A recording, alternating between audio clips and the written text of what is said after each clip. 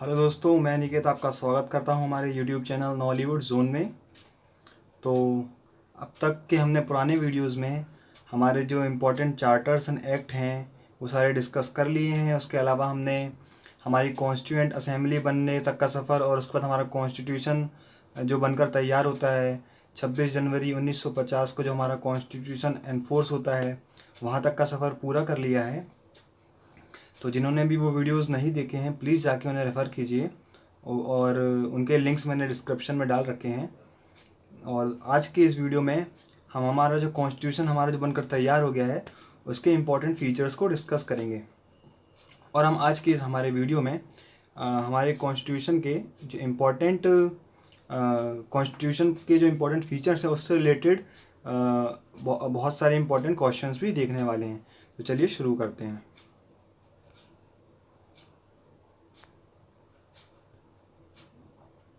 तो आज हम जो इम्पोर्टेंट टॉपिक्स कवर करने वाले हैं उनको मैंने क्वेश्चंस के फॉर्म में अरेंज किया हुआ है ताकि आपकी अंडरस्टैंडिंग और अच्छे से हो और आप उनको क्वेश्चन के रूप में देखेंगे तो आपको कैसे उनको अटैम्प्ट करना है और क्या लिखना है वो भी समझ में अच्छे से आएगा।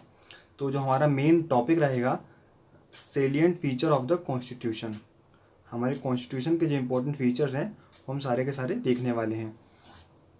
ओके। तो जैसे कि ये सारे क्वेश्चन लिखे हुए हैं, Indian constitution is drawn from various sources comment. Okay. तो हम ये जैसा कि आप देख के समझ में आ रहा होगा कि हमारा जो कॉन्स्टिट्यूशन है वो बहुत सारे सोर्सेज से अडॉप्ट किया गया है ना, जैसे कि America, Britain, France, Germany, Japan, बहुत सारे कॉन्स्टिट्यूशन हमने कुछ ना कुछ उससे लिया हुआ है। तो ओके, तो वेरियस सोर्सेज से ड्रॉन किया हुआ है हमारा कॉन्स्टिट्यूशन। तो ये हमारे कॉन्स्टिट्यूशन का एक फ़ीचर भी है। ओके। और ये अपने आप में एक बहुत इंपॉर्टेंट क्वेश्चंस भी है ना, जिससे प्री और मेंस दोनों में क्वेश्चन आते हैं। इसे हम होलिस्टिकली कवर करेंगे ताकि आपके दोनों एस्पेक्ट्स कवर हो पाएँ। ऐसे ही हम देखते हैं second question, our constitution is blend of rigidity and flexibility, explain. तो इसे भी हम अच्छे से, ये भी हमारे कॉन्स्टिट्यूशन का इंपॉर्टेंट फीचर है कि रिजिडिटी एंड फ्लेक्सिबिलिटी का एक कह सकते हैं ब्लेंड है ना, रिजिड भी है और फ्लेक्सिबल भी है। देखते हैं Indian constitution shows a federal system with unitary बाइस। हमारा जो कॉन्स्टिट्यूशन है वो एक फेडरल सिस्टम है विथ यूनिटरी बाइस, जिसमें कुछ यूनिटरी फीचर्स भी हमें देखने को मिलते हैं। ओके, ये भी हम डिटेल में डिस्कस करेंगे। उसके अलावा what are the features of parliamentary form of government. हमें पता है कि हमारा जो इंडियन गवर्नमेंट है, जो हमारा कॉन्स्टिट्यूशन है, उसने parliamentary form of government adopt किया है। तो ये पार्लियामेंट्री फॉर्म ऑफ गवर्नमेंट क्या है और क्या डिफरेंस है जो हमारी इंडिया का पार्लियामेंट है और जो ब्रिटेन का पार्लियामेंट है उसमें क्या डिफरेंस है। ओके, उसके बाद देखते हैं हम एक और इम्पॉर्टेंट जो टॉपिक है आज के वीडियो में डिस्कस करने वाले हैं वो है due process of law and procedure established by law. Okay, ये बहुत ही इंपॉर्टेंट टॉपिक है, इससे मेंस में कई बार क्वेश्चन देखने को मिलता है और हमें ये समझना बहुत ज़रूरी है। ओके, तो चलिए स्टार्ट करते हैं हमारे कॉन्स्टिट्यूशन के पहले इंपॉर्टेंट फीचर्स से, जिससे हमारा पहला क्वेश्चन भी तैयार होता है। हमारा पहला क्वेश्चन क्या था, what are the salient feature of the constitution.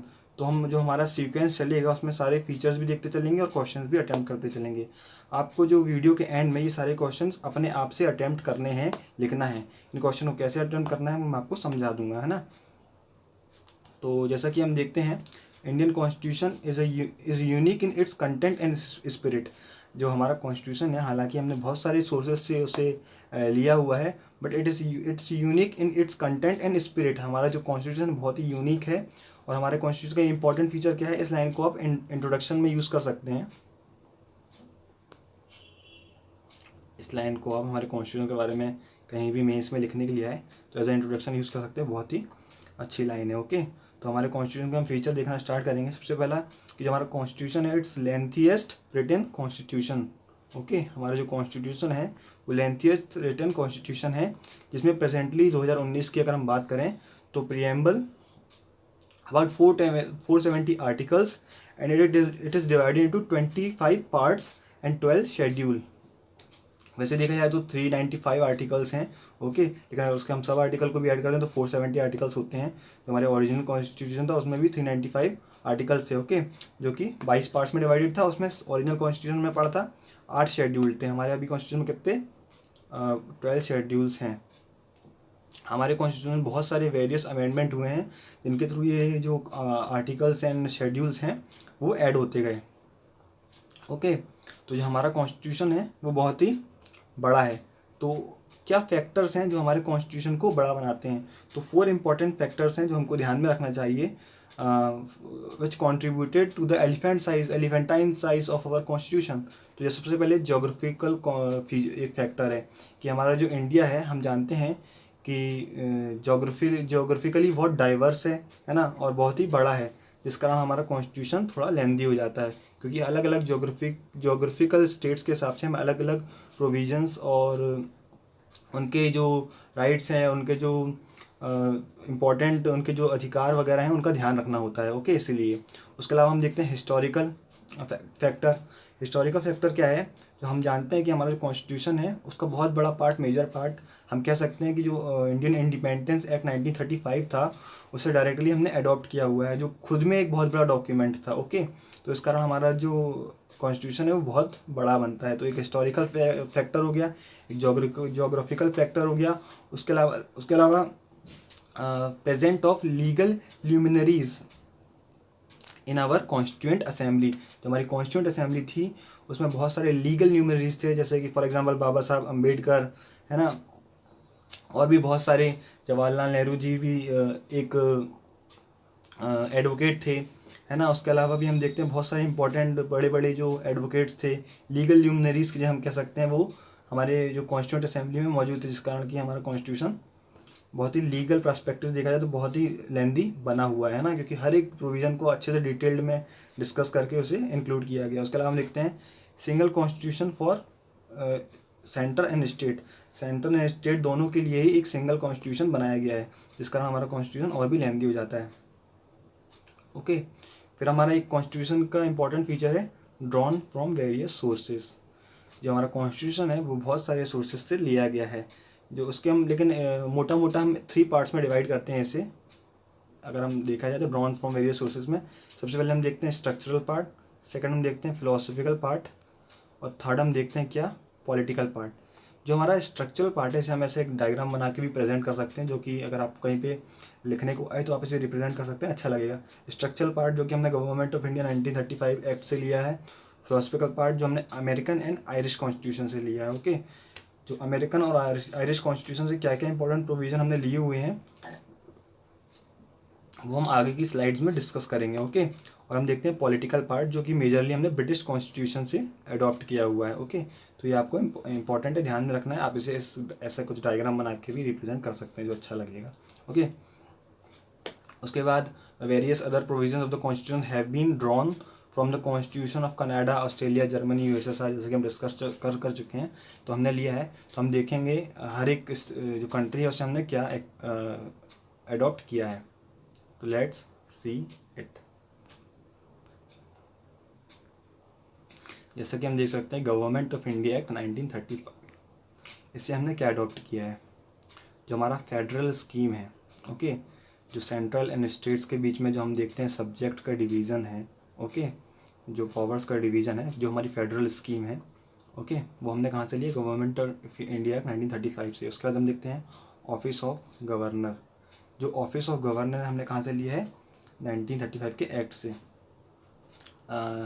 Okay, उसके बाद हम देखते हैं जो हमारी पब्लिक सर्विस कमीशन है, वो भी हमने कहाँ से ली हुई है, 1935 के एक्ट से। और जो इमरजेंसी प्रोविजंस हैं और जो एडमिनिस्ट्रेटिव डिटेल्स हैं, वो भी हमने 1935 के एक्ट से ली है। कई बार स्टूडेंट्स कंफ्यूज हो जाते हैं, जो इमरजेंसी प्रोविजंस को हम समझ लेते हैं कि हमने ये जर्मनी के कॉन्स्टिट्यूशन से लिया होगा, बट ऐसा नहीं है। हमने जर्मनी की कॉन्स्टिट्यूशन से जो लिया हुआ है कि जो अलग फीचर लिया हुआ है जर्मनी कॉन्स्टिट्यूशन, जो कि फंडामेंटल राइट्स इमरजेंसी के टाइम पे जो हमारे हमसे छीन लिए जाते हैं, जो प्रोविज़न है वो हमने लिया हुआ जर्मनी की कॉन्स्टिट्यूशन से। लेकिन जो इमरजेंसी प्रोविजन है वो हमने गवर्नमेंट ऑफ इंडिया एक्ट 1935 से ही लिया हुआ है। ओके, तो इसमें आप कंफ्यूज नहीं होगा। अभी आगे चल के हम जर्मनी के कॉन्स्टिट्यूशन से क्या लिया हुआ है वो भी देखेंगे। जैसे कि ये लिखा हुआ है वेमिनार कॉन्स्टिट्यूशन जर्मनी, ये suspension of fundamental rights during emergency. तो इमरजेंसी में जो फंडामेंटल राइट्स का सस्पेंशन होता है वो हमने जर्मनी से लिया हुआ है। ओके, बाकी जो इमरजेंसी प्रोविज़न है वो हमने 35 के एक्ट से ही लिया हुआ है। नेक्स्ट हम देखते हैं ब्रिटिश कॉन्स्टिट्यूशन। तो ब्रिटिश कॉन्स्टिट्यूशन ने क्या प्रोविज़न लिया है, parliamentary form of government. Okay, जो हमारी पार्लियामेंट है, जैसे लोकसभा, राज्यसभा, ओके, तो जो हमारी पार्लियामेंट्री फॉर्म ऑफ गवर्नमेंट है वो हमने ब्रिटिश कॉन्स्टिट्यूशन से लिया हुआ है। हमने लास्ट स्लाइड में भी देखा था, जो हमने पॉलिटिकल पार्ट है वो ब्रिटिश कॉन्स्टिट्यूशन से अडॉप्ट किया है, उसका मेजर पार्ट, तो ये हमारे यहाँ पे शो होता है। उसके बाद rule of law, legislative procedure, okay. हम हमारे आगे के जो वीडियो डिस्कशन है उसमें रूल ऑफ लॉ को भी अच्छे से डिस्कस करेंगे, इसके डेफिनेशन और एक्सप्लेनेशन के साथ साथ इसे हम डिटेल में डिस्कशन करेंगे जब हम फंडामेंटल राइट्स की बात करेंगे, आर्टिकल 14 की बात करेंगे तब, ओके। उसके अलावा हम देखते हैं लेजिस्लेटिव प्रोसीजर की, जो हाउसेज हैं उसमें बिल को इंट्रोड्यूस किया जाता है, कैसे दोनों हाउसेज में पास होता है, उसके बाद एक एक्ट बनता है। इस प्रकार की जो प्रोसीजर है लेजिस्लेटिव प्रोसीजर, वो हमने ब्रिटिश कॉन्स्टिट्यूशन से अडॉप्ट की है। और single citizenship for central and state, ये भी हमने ब्रिटिश कॉन्स्टिट्यूशन से लिया हुआ है। जैसा कि हमें पता है कि जो अमेरिकन कॉन्स्टिट्यूशन है वहाँ पे ड्यूअल सिटीजनशिप है, कि स्टेट में की सिटीजनशिप अलग और जो सेंट्रल की सिटीजनशिप, अमेरिकन सिटीजनशिप है वो अलग। बट हमारे इंडिया में क्या है, हमने सिंगल सिटीजनशिप रखी है, both for centre and states. उसके बाद हम देखते हैं प्रेरोगेटिव रिट्स। हम जानते हैं कि जो हमारा कॉन्स्टिट्यूशन है उसमें जो आर्टिकल 32 है वो सुप्रीम कोर्ट को अथोराइज़ करता है रिट्स इशू करने के लिए, जो हमारे फंडामेंटल राइट्स को इंश्योर करने के लिए जो रिट्स इशू कर सकता है।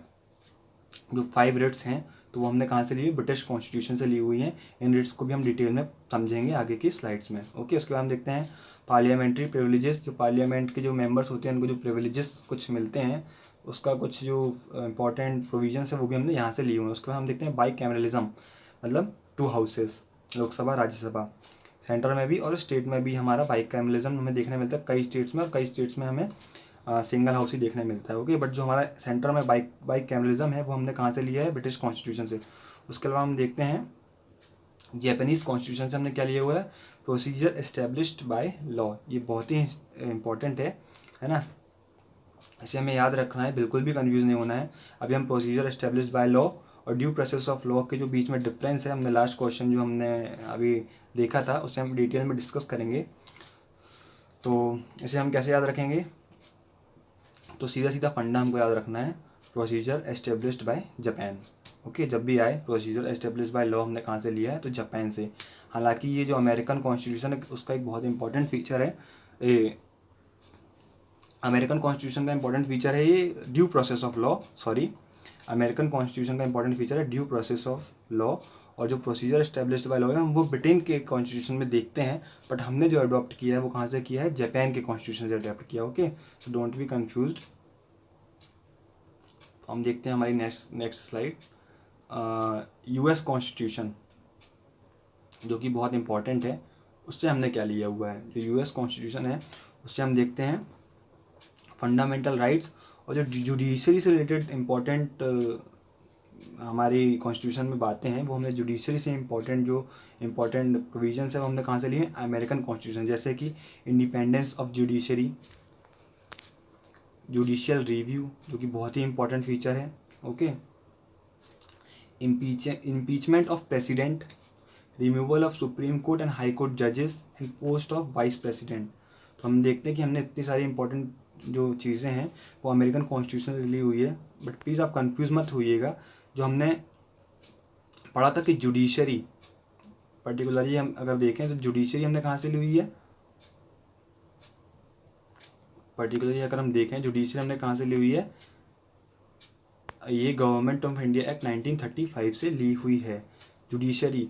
बट अगर हम जुडिशरी से रिलेटेड इंपॉर्टेंट फीचर प्रोविजंस देखें तो हमने कहाँ से लिए हुए हैं, अमेरिकन कॉन्स्टिट्यूशन। जैसे कि independence of judiciary, judicial review, impeachment of president, removal of supreme court and high court जजेस वगैरह जो हमने यूएस को। तो इसमें आप कंफ्यूज मत होइएगा, इसलिए मैं आपको हालांकि कंपेयर करके बता रहा हूँ।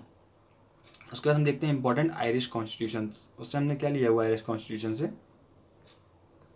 DPSP directive principle of state policy, सीधे सीधे हमने आयरिश कॉन्स्टिट्यूशन से ली है।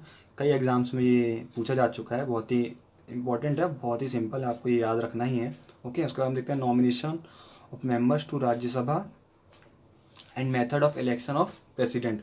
जो प्रेसिडेंट का इलेक्शन होता है उसकी मेथड और nomination of members to Rajya Sabha. Okay, यहाँ पे भी एक छोटी सी कन्फ्यूज़न है। जो nomination of members of Rajya Sabha है वो हमने आयरिश कॉन्स्टिट्यूशन से लिया है, लेकिन हम देखते हैं इलेक्शन ऑफ राज्यसभा कहाँ से लिया हुआ हमने, साउथ अफ्रीकन कॉन्स्टिट्यूशन से। इसमें छोटी सी एक छोटा सा फैक्ट है जो कि आपको याद रखना है, जो आपको बहुत कंफ्यूज भी कर सकता है। आयरिश कॉन्स्टिट्यूशन ने क्या लिया है, नॉमिनेशन ऑफ मेंबर। राज्यसभा में हम जानते हैं कि जो आर्ट लिटरेचर वगैरह से जो इम्पोर्टेंट जो पर्सनैलिटीज़ होती हैं उन्हें हम प्रेसिडेंट नॉमिनेट भी करते हैं। जो नॉमिनेशन का जो प्रोविज़न है वो कहाँ से लिया हमने, आयरिश कॉन्स्टिट्यूशन से लिया है।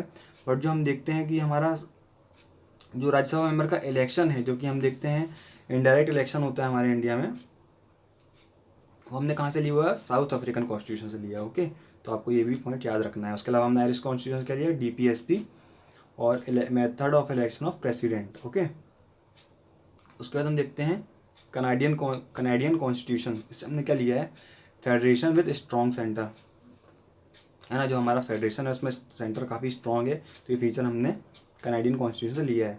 और wasting of residue power in the centre, तो ये कनाडियन कॉन्स्टिट्यूशन का इंपॉर्टेंट फीचर्स था। हमने हमारे पुराने लेक्चर्स में भी देखा था कि जो रेसिड्यूरी पावर है हमारे इंडियन कॉन्स्टिट्यूशन में हमने किसे दे रखी हैं, पार्लियामेंट को दे रखी हैं। ओके, तो पार्लियामेंट का किंग कौन है, जिसकी सेंटर में गवर्नमेंट है। तो हम देखते हैं वेस्टिंग ऑफ रेसिड्यूरी पावर किसके अंतर्गत आती है, सेंटर के अंतर्गत आती है। उसके बाद हम देखते हैं appointment of state governor by the centre. जैसे हम देखते हैं कि हमारा जो गवर्नर होते हैं स्टेट्स के, उन्हें कौन अपॉइंट करता है, सेंटर अपॉइंट करती है। और सेंटर तभी स्ट्रांग होगी जब वो स्टेट्स के गवर्नर को अपॉइंट करेगी। तो इस फीचर से आप इस फीचर को रिलेट कर सकते हैं कि फेडरेशन कब स्ट्रांग होगी, जब वो अपनी मर्जी के लोगों को स्टेट्स में अपॉइंट करेगी एज अ गवर्नर, तो वो उनके काम आसानी से करेंगे। ओके, तो ऐसा समझने के लिए हम इसे रिलेट कर सकते हैं। और देखते हैं कि appointment of governor bye centre, governors bye centre, ये किसका कहाँ से लिया है हमने, कनेडियन कॉन्स्टिट्यूशन से। एक्चुअली ये बहुत ही फैक्चुअल टॉपिक है, बट ये बहुत ही इंपॉर्टेंट भी है। इसे आप इतना रिलेट करके समझेंगे उतना ईजिली आपको याद होगा। और काफ़ी क्वेश्चंस प्रीलिम्स में इससे पूछे जाते हैं, स्टेट PSC UPSC वगैरह एग्जाम्स में, तो आपको ये पता होना चाहिए। उसके अलावा हम देखते हैं advisory jurisdiction of supreme court. देखिए, जो हमारी सुप्रीम कोर्ट की एडवाइजरी जुरिडिक्शन है, जो if I am not wrong, आप प्लीज़ इसे एक बार चेक कर लीजिएगा, बट जो आर्टिकल 143 है उसके थ्रू जो सुप्रीम कोर्ट है, जो प्रेसिडेंट है, वो सुप्रीम कोर्ट से इंपॉर्टेंट जो मैटर्स होते हैं उनमें एडवाइस ले सकता है। तो जो एडवाइजरी जुरिडिक्शन है वो किसके कॉन्स्टिट्यूशन से हमने ली है, कनाडियन कॉन्स्टिट्यूशन से। तो आपको ये याद रखना, ये बहुत ही इंपॉर्टेंट है, क्योंकि हमने अभी गवर्नमेंट ऑफ इंडिया एक्ट से देखा था 1935 से, हमने जुडिशरी के जो प्रोविजंस हैं वो हमने लिए थे 1935 के एक्ट से। उसके अलावा हम देखते हैं जो जुडिशरी से रिलेटेड अदर प्रोविजन, जैसे कि independence of judiciary, judicial review, है ना, removal of supreme court and high court जजेस, कहाँ से लिया था हमने, US कॉन्स्टिट्यूशन से। But advisory jurisdiction of supreme court कहाँ से लिया हमने, कनाडियन कॉन्स्टिट्यूशन से। तो ये तीनों चीज़ों को आपको सेपरेटली याद रखना है। ओके, उसके बाद हम देखते हैं ऑस्ट्रेलियन कॉन्स्टिट्यूशन से हमने क्या लिया है। देखिए, आपको ये बहुत इजी है, इजीली याद भी हो जाएगा, और आपको याद रखना है, इससे आपको अदर ऑप्शंस एलिमिनेट करने में भी आंसर इजी रहेगा। ऑस्ट्रेलियन कॉन्स्टिट्यूशन हमने क्या लिया है, concurrent list, freedom of trade, commerce and intercourse between the states के बीच में ट्रेड और कॉमर्स की जो फ्रीडम है वो हमने कहाँ से ली है, हम देखते हैं हमारे इंडिया में सारे स्टेट्स में हम फ्रीली ट्रेड कर सकते हैं, तो ये हमने कहाँ से लिया है, ऑस्ट्रेलियन कॉन्स्टिट्यूशन। और joint sitting of the 2 houses of parliament. तो जब भी हम ऑस्ट्रेलिया की बात करते हैं तो हमारे जो जहन में इजीली कंगारू हो जाता है। ओके, तो हमें कंगारू को ही याद रखना है। तो जैसा कि हम जानते हैं जो कंगारू होता है वो उचक उचक के चलता है। ओके, उचक उचक के चलता है और फ्रीली एक जगह से दूसरी जगह, एक स्टेट से दूसरी स्टेट जाता है फ्रीली। ओके, फ्रीली एक स्टेट से दूसरी स्टेट जाता है। और तो इससे हम रिलेट कर सकते हैं कि फ्रीली एक स्टेट से दूसरे स्टेट जा रहा है और वो ट्रेड कर रहा है ना, कॉमर्स एंड ट्रेड कर रहा है। तो ये कहाँ से हो गया, ऑस्ट्रेलिया कॉन्स्टिट्यूशन से। और हम देखते हैं कंगारू होता है वो अपने पेट में एक थैली सी बनाए रखता है ना, और उसमें उसका बच्चा हमेशा बैठा होता है। ओके, ये भी एक बहुत ही ईजी एक आपको ये अपने विजुलाइज करना है अपने दिमाग में कि कंगारू है जो अपने पेट में अपने बच्चे को रखा हुआ है। तो इसे हम क्या कह सकते हैं, जॉइंट सिटिंग। ओके, ये बहुत ही आपको अजीब सी लग सकती है ट्रिक, बट ये मेरे लिए काम में आई थी, तो इसलिए मैंने आपको इस साथ शेयर की। तो आप इसे ऑस्ट्रेलियन कॉन्स्टिट्यूशन हमने क्या अडॉप्ट किया, इसे आप याद रखने में कंगारू कर सकते हैं। कंगारू उचक उचक के हर स्टेट में जाता है, फ्रीली ट्रेड करता है। तो ये फीचर हमने कहाँ से लिया, ऑस्ट्रेलियन कॉन्स्टिट्यूशन से। और अपने जो थैली होती है पेट में, उसमें अपने बच्चे को रखता है, मतलब जॉइंट सिटिंग करता है। तो जॉइंट सिटिंग का प्रोविजन में हमने ऑस्ट्रेलियन कॉन्स्टिट्यूशन से लिया है। उसके अलावा कंगारू से याद रखना कंकरेंट लिस्ट, तो कंकरेंट लिस्ट भी हमने कहाँ से ली है, ऑस्ट्रेलियन कॉन्स्टिट्यूशन से। उसके बाद हम देखते हैं जो वेमिनार कॉन्स्टिट्यूशन ऑफ जर्मनी है, suspension of fundamental rights during emergency, तो हमने डिस्कस कर ही लिया है। उसके अलावा हम देखते हैं USSR, ओके, जिसे हम अभी रशिया के नाम से जानते हैं, जो उससे हमने क्या लिया है, fundamental duties and the ideal of justice in the preamble. Social economic and political justice की बात की गई है हमारी प्रीएम्बल में। हम डिटेल में डिस्कस करेंगे सारे प्रीएम्बल को। तो उसमें जो जस्टिस की बात की हुई है कि हमें हर इंसान को, हर जो इंडियन सिटीजन्स हैं उनको social economical and political justice provide करानी है, वो हमने कहाँ से लिया, USSR से। और जो हमारे इंडियन कॉन्स्टिट्यूशन में फंडामेंटल ड्यूटीज़ ऐड की हुई हैं, वो भी कहाँ से ली हुई हैं, USSR या रशिया के कॉन्स्टिट्यूशन से। ओके, फंडामेंटल जो ड्यूटीज़ थी हमारे ओरिजिनल कॉन्स्टिट्यूशन में मेंशन नहीं थी, हालांकि जो बाद में कॉन्स्टिट्यूशन अमेंडमेंट हुआ था, ओके, उससे ये ऐड हुई थी बाद में, लेकिन फिर भी इम्पोर्टेंट है तो आपको याद रखनी है। उसके अलावा हम देखते हैं फ्रेंच कॉन्स्टिट्यूशन। तो फ्रेंच कॉन्स्टिट्यूशन हमने क्या लिया है, रिपब्लिक का जो कॉन्सेप्ट है हमारे इंडिया में, कि जो हमारा हेड होगा गवर्नमेंट का वो रिपब्लिक है ना, जो हमारा कंट्री का जो हेड होगा वो इलेक्टेड होगा, तो ये हो गया रिपब्लिक। और आइडियाज़ और लिबर्टी, इक्वालिटी एंड फ्रेटर्निटी, तो ये तीनों आइडियाज़ भी हमने फ्रेंच कॉन्स्टिट्यूशन से अडॉप्ट किए हुए हैं ना, तो आपको ये भी याद रखना है ना। लिबर्टी, इक्वालिटी एंड फ्रेटर्निटी कहाँ से लिया हुआ है, फ्रेंच कॉन्स्टिट्यूशन से, है ना। फ्रेटर्निटी मतलब फ्रेंड, मतलब फ्रेंच, ओके। फ्रेटर्निटी दोस्तों के बीच होती है ना, फ्रेंड्स के बीच में। Fraternity, equality, liberty and fraternity French constitution से लिया। उसके अलावा हम देखते हैं बहुत इंपॉर्टेंट है जो कि south African constitution, procedure of amendment of the constitution, कि हमारे कॉन्स्टिट्यूशन में जो हम अमेंडमेंट देखते हैं उसकी प्रोसीजर जो है वो हमने कहाँ से ली हुई है, साउथ अफ्रीकन कॉन्स्टिट्यूशन से। उसके अलावा हम देखते हैं election of members of Rajya Sabha कहाँ से लिया हुआ है, साउथ अफ्रीकन कॉन्स्टिट्यूशन से। Election of member of Rajya Sabha और nomination of member of Rajya Sabha हमने कहाँ से लिया हुआ है, हमने लास्ट वीडियो में देखा था, तो प्लीज़ आप उसे कमेंट करके बताइएगा। ओके, नेक्स्ट हम देखते हैं नेक्स्ट फीचर हमारे कॉन्स्टिट्यूशन का। हमने सारे कहाँ कहाँ से क्या क्या अडॉप्ट किया वो देख लिया है। हम देखते हैं नेक्स्ट इंपॉर्टेंट फीचर हमारा कॉन्स्टिट्यूशन का, फेडरल सिस्टम विथ यूनिटरी बायस। जो हमारा कॉन्स्टिट्यूशन है, it has adopted a federal scheme for the government in India. हमारे इंडियन गवर्नमेंट के लिए उसने एक फेडरल स्कीम अडॉप्ट की है। तो जो हमारा फेडरेशन है, तो उसके फीचर्स, इंपॉर्टेंट फीचर्स क्या हैं, ये डायरेक्ट क्वेश्चन भी आ सकता है आपके लिए, है ना। तो हमें पता होना चाहिए कि फेडरेशन के इंपॉर्टेंट फीचर होते हैं, टू गवर्नमेंट, मतलब सेंटर में अलग गवर्नमेंट होगी, स्टेट में अलग गवर्नमेंट होगी। उसके अलावा हम देखते हैं टू गवर्नमेंट,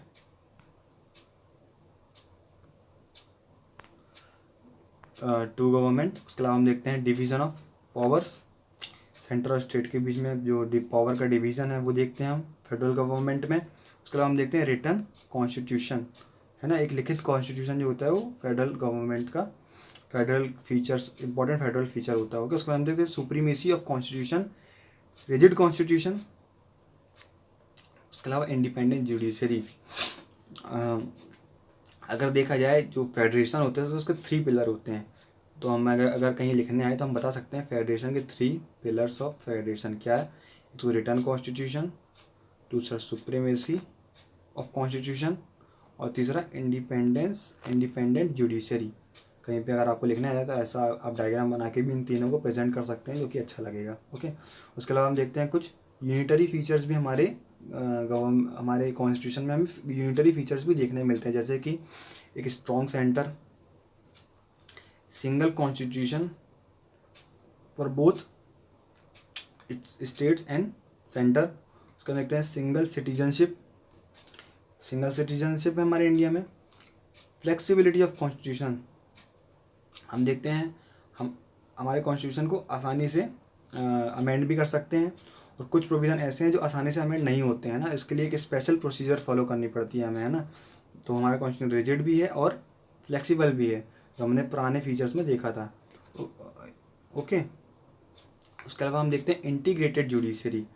हमारी जो जुडिशरी है वो इंटीग्रेटेड भी है और इंडिपेंडेंस भी है, जो कि हम आगे की स्लाइड्स में जो हमारे फीचर्स समझेंगे कॉन्स्टिट्यूशन के, उसमें हम इसे अच्छे से समझेंगे कि कैसे इंडिपेंडेंट और कैसे इंटीग्रेटेड। ओके, तो ये एक बहुत इंपॉर्टेंट फीचर है हमारे कॉन्स्टिट्यूशन का। मतलब ये सारे फीचर जो हैं हमारे कॉन्स्टिट्यूशन में हमें देखने मिलते हैं। कुछ फेडरेशन भी हैं, कुछ यूनिटरी, फेडरेशन के फीचर्स भी हैं, कुछ यूनिटरी फीचर्स भी हैं। तो हमारा जो फेडरल सिस्टम है विद यूनिटरी बायस हो गया। ओके, तो एक इंपॉर्टेंट फीचर हो गया। अगर इससे रिलेटेड क्वेश्चन आता है तो आप इन सारे फीचर्स को मेंशन भी कर सकते हैं। उसके अलावा हम देखते हैं the term federation has nowhere been used in the constitution, कि हमारे जो कॉन्स्टिट्यूशन है उसने हमारी गवर्नमेंट के लिए एक फेडरल स्कीम तो बताई है, बट कहीं भी टर्म फेडरेशन का यूज़ नहीं किया हुआ है। ओके, लेकिन हमारा आर्टिकल 1 जो है, हमारा article 1 on the other hand describes India as a union of states. Okay, हमारे आर्टिकल 1 इंडिया को क्या कहता है? Union of state, not federation of state. Okay, तो फेडरेशन ऑफ स्टेट की जगह यूनियन ऑफ स्टेट कहने का क्या रीज़न हो सकता है? तो जो यूनियन ऑफ स्टेट है वो दो चीज़ें हमको बताता है। पहली बात तो ये कि जो इंडियन फेडरेशन है it's not the result of an agreement with by the states. जो हमारा इंडियन फेडरेशन है वो स्टेट और सेंटर के बीच किसी एग्रीमेंट के थ्रू नहीं बना है। ओके, हमारा जो इंडिया है वो एक कंट्री है और वो यूनाइटेड है। ओके, वो किसी एग्रीमेंट के थ्रू नहीं बना है। इसे ये पहली बात बताता है। दूसरी बात बताता है no state has right to secede from the federation. किसी भी स्टेट को ये राइट नहीं दिया गया है कि वो हमारी फेडरेशन से बाहर निकल सके। तो इसलिए हमने क्या कहा है इसे यूनियन ऑफ स्टेट।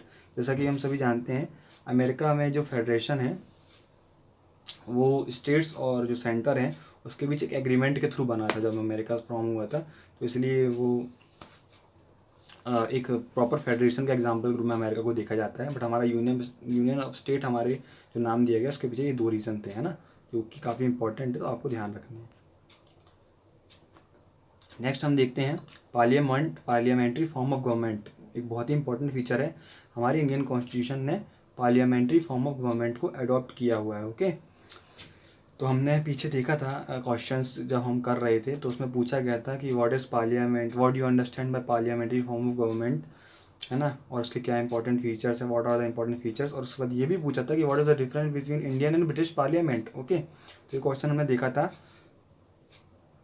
तो अगर इससे रिलेटेड आपको क्वेश्चन आता है तो ये आपको, ये जो इम्पोर्टेंट टेम्पलेट मैं आपको दे रहा हूँ ये आपके काम में आ सकती है कि पार्लियामेंट्री फॉर्म गवर्नमेंट क्या होती है।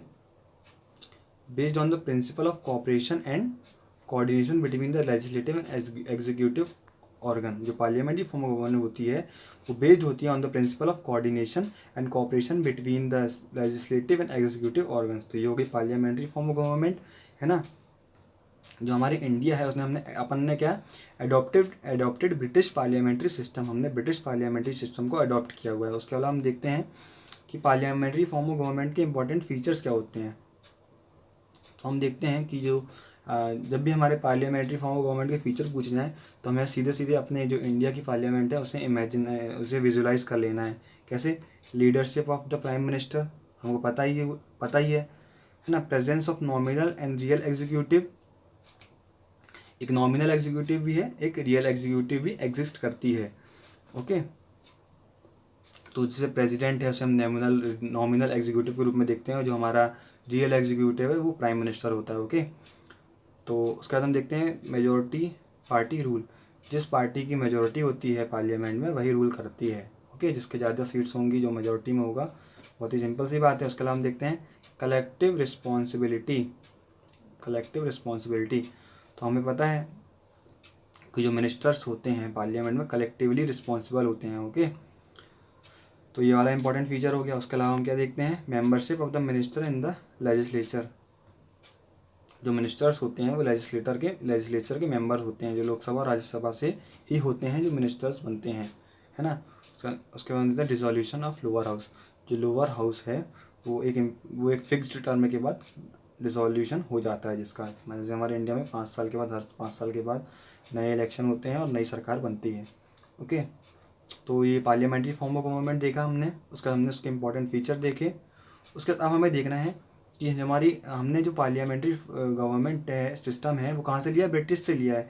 बट कुछ फंडामेंटल डिफरेंसेस हैं हमारी इंडियन और ब्रिटिश पार्लियामेंट के बीच में। तो वो क्या डिफरेंस है वो हम देखेंगे कि जो इंडियन पार्लियामेंट है is not a sovereign body like the British parliament. British parliament के बारे में ऐसा कहा जाता है कि वो सर्वशक्तिमान है। वो किसी पुरुष को महिला और महिला को पुरुष बनाने के अलावा कोई भी कानून बना सकते हैं, है ना। तो कोई भी कानून बनाने की या कोई भी ऐसा काम करने की शक्ति रखते हैं, ऐसा कहा जाता है। तो इसीलिए ब्रिटिश पार्लियामेंट बहुत ही एक सॉवरेन बॉडी है, उससे बहुत पावरफुल बॉडी है।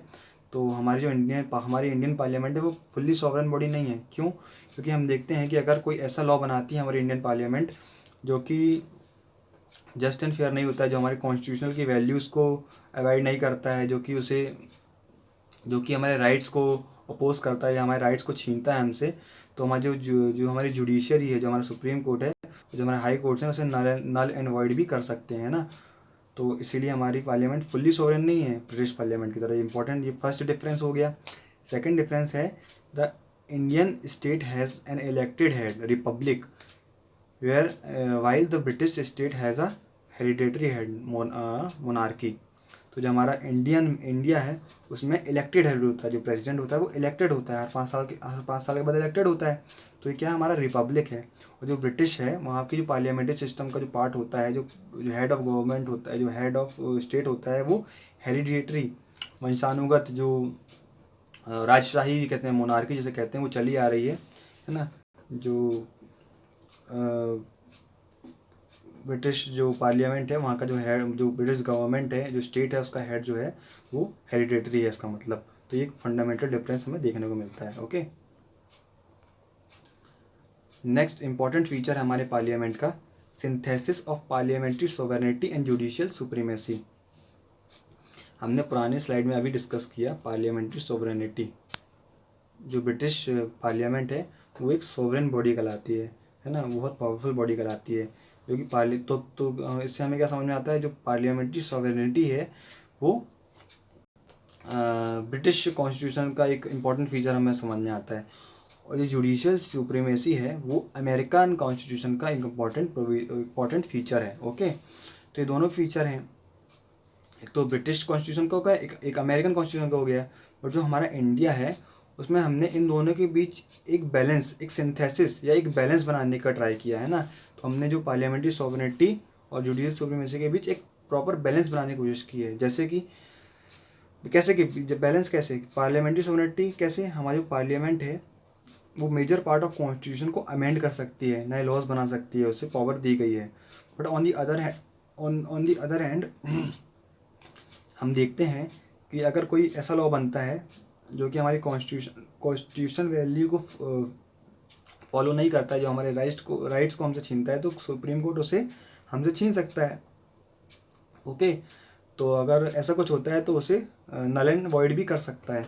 तो इन दोनों के बीच जो बैलेंस बनाया हुआ है वही है synthesis between parliamentary sovereignty and judicial supremacy.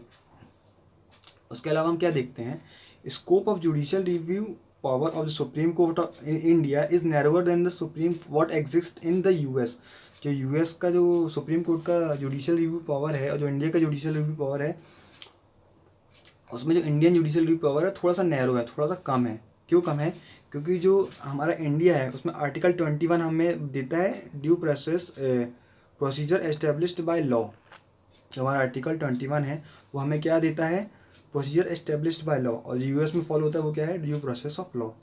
Okay, तो हम समझेंगे इन दोनों में क्या डिफरेंस है, तब हमें ये दोनों चीज़ें अच्छे से समझ में आएगी। तो हम समझेंगे अब difference between due process of law and procedure established by law. हमने समझा कि हमारा आर्टिकल 21 हमें प्रोसीजर एस्टेब्लिश्ड बाय लॉ देता है और ड्यू प्रोसेस लॉ हम ब्रिटिश कॉन्स्टिट्यूशन का इंपॉर्टेंट फीचर देखते हैं। हमने अभी हमारी पुरानी स्लाइड्स में ये भी देखा था कि जो प्रोसीजर एस्टेब्लिश्ड बाय लॉ हमने कहाँ से ली थी, जापानीज़ कॉन्स्टिट्यूशन से ली थी, जापान की कॉन्स्टिट्यूशन ली थी, प्रोसीजर एस्टेब्लिश्ड बाय जापान, है ना। हमने इसे याद भी करने के लिए छोटा सा एक मेमोरी ट्रैक बनाई थी। तो लेकिन ये कहाँ के कॉन्स्टिट्यूशन में हमें देखने को मिलता है इंपॉर्टेंट फीचर, ब्रिटिश। और जो ड्यू प्रोसेस ऑफ लॉ है वो हमें अमेरिकन कॉन्स्टिट्यूशन में देखने को मिलती है। तो ड्यू प्रोसेस ऑफ लॉ पहले हम समझेंगे प्रोसीजर एस्टेब्लिश्ड बाय लॉ क्या है। ठीक है, एक फॉर्मूला होता है, अगर हम प्रोसीजर एस्टेब्लिश्ड बाय लॉ में जो लॉ बना हुआ है उसमें जस्ट एंड फेयर है ना, जो कि कॉन्स्टिट्यूशन वैल्यू को फॉलो करता है, जोड़ दें तो वो बन जाता है ड्यू प्रोसेस ऑफ लॉ। कैसे, अब हमें समझ में आएगा। ड्यू प्रोसेस ऑफ लॉ क्या है? A law duly enacted is valid even if it is contrary to the principle of justice and equality. देखिए, अगर कोई लॉ है जो प्रॉपर प्रोसीजर को फॉलो करते हुए बना हुआ है, ओके, तो वो क्या कहलाएगा? Due procedure established by law. अगर कोई लॉ प्रॉपर प्रोसीजर को फॉलो करके बना है तो वो वैलिड होगा, चाहे वो जस्टिस एंड इक्वालिटी को जो प्रिंसिपल है उन्हें भी फॉलो ना करता हो। लेकिन अगर सिर्फ उसे हमने एक प्रोसीजर जो हमारी फॉलो की हुई है, प्रॉपर पार्लियामेंट के दोनों हाउसेस से पास हुआ है, तो हम उसे सही मानेंगे। तो ये हो गया प्रोसीजर एस्टेब्लिश्ड बाय लॉ। अब ड्यू प्रोसेस ऑफ लॉ क्या कहता है हमको? A law must be satisfy the idea of liberal democracy. Liberal democracy का आइडिया क्या है? कि वो जस्ट एंड फेयर होना चाहिए। भले ही कोई लॉ पूरी प्रोसीजर को फॉलो करके दोनों हाउसेस से पास हुआ हो, प्रॉपर वोटिंग हुई हो, प्रेसिडेंट ने साइन किया हो, पूरी प्रोसीजर फॉलो करी है, लेकिन अगर वो जस्ट एंड फेयर नहीं है, अगर वो हमारे फंडामेंटल राइट्स को हमसे छीनता है, तो वो लॉ सही नहीं माना जाएगा, है ना, वो नल एंड वॉइड माना जाएगा। जो कहता है due process of law. Okay, तो आपको समझ में आया होगा। जो हमारा AK गोपालन केस था, तो उसमें क्या होता है, वो हमसे क्या कहता है AK गोपालन केस कि validity of law that has prescribed a procedure cannot be questioned on the ground of the law is unreasonable, unfair and unjust। तो जो AK गोपालन केस था उसमें हमें सुप्रीम कोर्ट ने कहा कि अगर लॉ अनफेयर है, अनजस्ट है, तो हमें इस ग्राउंड में हम उससे चैलेंज नहीं कर सकते क्योंकि उसने पूरी प्रोसीजर फॉलो करी है। ओके, तो ये केस हमें ये बताता है। उसके बाद हम देखते हैं मेनका गांधी केस आता है, तो हमें ये बताता है कि अगर कोई लॉ बना है लेकिन वो हमारी पर्सनल लिबर्टी और राइट को छीन रहा है, तो वो अगर वो फेयर एंड रीजनेबल नहीं है तो उसे हम लॉ नहीं मानेंगे। ओके, तो जो AK गोपालन केस था वो पार्लियामेंट्री सॉवरेनिटी को रिप्रेजेंट करता है, को हमें बताता है कि अगर पार्लियामेंट ने कोई लॉ बना दिया, चाहे वो सही हो चाहे ना हो, बट वो माना जाएगा। लेकिन हम देखते हैं मेनका गांधी केस में अपनी जो प्रीवियस डिसीजन है उसे सुप्रीम कोर्ट बदल देता है और वो कहता है कि नहीं, वो रीजनेबल, जस्ट एंड फेयर होना चाहिए। इससे हमें क्या समझ में आता है? Judicial supremacy. जैसा कि हम देखते हैं कि अगर कोई कॉन्स्टिट्यूशन का कोई लॉ है जो सही से नहीं बना हुआ है, तो वो कॉन्स्टिट्यूशन उसे नल एंड वॉइड कर देती है। तो ये बहुत ही इंपॉर्टेंट फीचर है ड्यू प्रोसेस ऑफ लॉ और प्रोसीजर एस्टेब्लिश्ड बाय लॉ। हालांकि ऐसा देखा जाता है हमारे कॉन्स्टिट्यूशन में आर्टिकल 21 में प्रोसीजर एस्टेब्लिश्ड बाय लॉ है, बट हम देखते हैं कि अब हमारे कॉन्स्टिट्यूशन में अब हमारे इंडिया में ड्यू प्रोसेस ऑफ लॉ को भी हम कहीं ना कहीं फॉलो करते हैं। ओके, तो हम क्या देखने मिलता है? Article 21 should be available not only against arbitrary executive actions but also against arbitrary legislative action. जो एग्जीक्यूटिव आर्बिट्ररी एक्शन है उनके खिलाफ तो हमें आर्टिकल 21 फ्रीडम हमें राइट्स देता ही है, उसके अलावा हमें आर्बिट्ररी लेजिस्लेटिव एक्शन के खिलाफ भी राइट्स देता है, जो कि आफ्टर मेनका गांधी केस हमें ये देखने को मिलता है ना। तो हमें दोनों प्रकार के वो आर्बिट्ररी एक्शन से हमें आर्टिकल 21 अब बचाता है। इसका मतलब हम ड्यू प्रोसेस लॉ को भी हम फॉलो कहीं ना कहीं अब करने लगे हैं। ओके, आई होप आपको ये दोनों इंपॉर्टेंट जो फीचर्स हैं, जो इंपॉर्टेंट कॉन्सेप्ट हैं, वो समझ में आएंगे। उसके अलावा हमने आज के हमारे वीडियो में हमने क्या क्या समझा? एक तो हमने due process of law, procedure established by law को समझा। उसके बाद synthesis of parliamentary and sovereignty and judicial supremacy, ये कहाँ का फीचर है? पार्लियामेंट्री सॉवरेनिटी ब्रिटिश गवर्नमेंट का और जुडिशियल सुप्रीमेसी अमेरिकन कॉन्स्टिट्यूशन का। ओके, तो इन दोनों में क्या डिफरेंस है और हमने कैसे बैलेंस मेंटेन किया ये भी समझा। उसके हमने पार्लियामेंट्री फॉर्म ऑफ गवर्नमेंट को समझा, उसके फीचर्स देखे और क्या डिफरेंस है हमारी और ब्रिटेन की गवर्नमेंट में, वो भी देखा। उसके अलावा हमने देखा जो हमने डिफरेंट कॉन्स्टिट्यूशन और डिफरेंट कंट्रीज से क्या क्या अडॉप्ट किया वो अच्छे से समझा, है ना। उसके अलावा हमने कैसे हमारा constitution blend of rigidity and flexibility कैसे है वो भी हमने देखा। उसके बाद हमने फेडरल सिस्टम विथ यूनिटरी बायस का जो फीचर है उसको भी अच्छे से समझा। आई थिंक हमने ये blend of rigidity and flexibility नहीं देखा है, तो एक बार मैं आपको शॉर्ट में बता देता हूँ कि कैसे हमारा कॉन्स्टिट्यूशन रिजिड भी है और फ्लेक्सिबल भी है। जैसा कि हम सभी जानते हैं कि मेजर पार्ट ऑफ कॉन्स्टिट्यूशन जो हमारा जो है, बहुत सारा पार्ट ऐसा है जो कि हम सिंपल मेजॉरिटी से ही उसे अमेंड कर सकते हैं, ओके। बट हमारे कॉन्स्टिट्यूशन के कुछ पार्ट ऐसे भी हैं जिन्हें अमेंड करने के लिए हमें स्पेशल प्रोसीजर फॉलो करनी पड़ती है। तो आर्टिकल 368 जो कि कॉन्स्टिट्यूशन अमेंडमेंट करने के लिए हमें दो रास्ते बताता है। एक तो स्पेशल मेजॉरिटी से, और दूसरा रास्ता क्या है, special majority with the consensus of the half states, है ना, आधे स्टेट्स की सहमति और स्पेशल मेजॉरिटी से, है ना। और कुछ ऐसे आर्टिकल्स हैं हमारे कॉन्स्टिट्यूशन के प्रोविजंस हैं जो कि सिंपल मेजॉरिटी से भी अमेंड कर दिए जाते हैं, जो कि आर्टिकल 368 के अंतर्गत नहीं आते हैं। जो सिंपल मेजॉरिटी से अमेंड हो रहे हैं वो आर्टिकल 368 के अंदर नहीं आते हैं, और जो आर्टिकल 368 है वो हमें दो रास्ते बताते हैं, स्पेशल मेजॉरिटी से अमेंडमेंट और एक स्पेशल मेजॉरिटी प्लस आधे स्टेट्स की सहमति, ओके। तो हम देखते हैं जो रिजिड अमेरिकन कॉन्स्टिट्यूशन है वो रिजिड है, और जो ब्रिटिश कॉन्स्टिट्यूशन है वो एक फ्लेक्सिबल कॉन्स्टिट्यूशन कहलाता है। क्यों?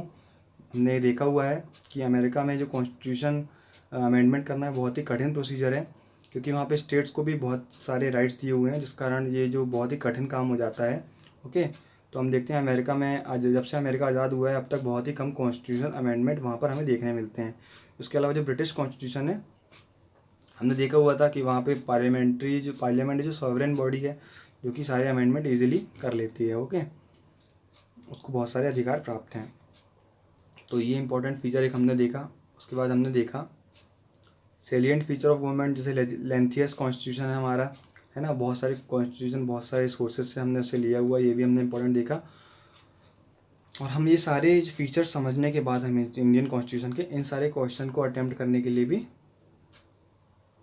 अब आई थिंक तैयार हो गए हैं। तो प्लीज़ इन्हें लिखने की ट्राई कीजिएगा, है ना। Writing skills are very important, okay. तो सेलिएंट फीचर हमने देख लिए इंपॉर्टेंट। हमारे अब नेक्स्ट वीडियो में जो आगे के इंपॉर्टेंट फीचर्स हैं और उससे रिलेटेड क्वेश्चन है वो हम डिस्कस करेंगे, ओके। तब तक आप जो हमारे पुराने वीडियोज़ जिन्होंने भी नहीं सुने देखिए, ओके। तो तब तक के लिए थैंक यू सो मच। आज के वीडियो में इतना ही, बाय बाय।